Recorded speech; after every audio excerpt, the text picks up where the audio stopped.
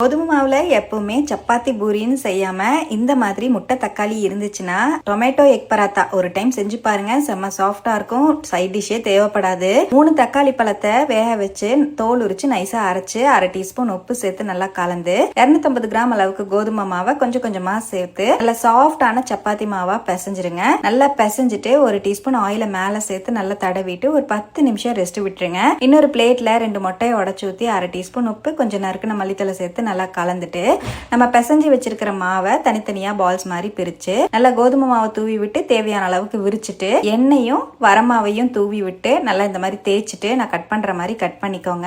நான் 2 side cut பண்ணிட்டு இந்த மாதிரி ஃபோல்ட் பண்ணிக்கோங்க. பாக்கெட் மாதிரி ஃபோல்ட் ஆயிடும். நல்லா ஸ்கொயர் ஷேப்ல ஃபோல்ட் ஆனதுக்கு அப்புறமா மேல கோதுமை மாவை தூவி விட்டுட்டு ஸ்கொயர் ஷேப்ல நல்லா இந்த மாதிரி இழுத்து தேய்ச்சி விட்டுக்கோங்க.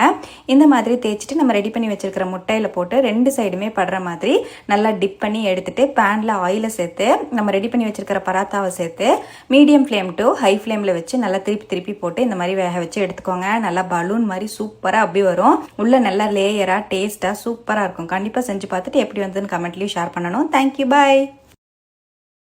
Download ShareChat.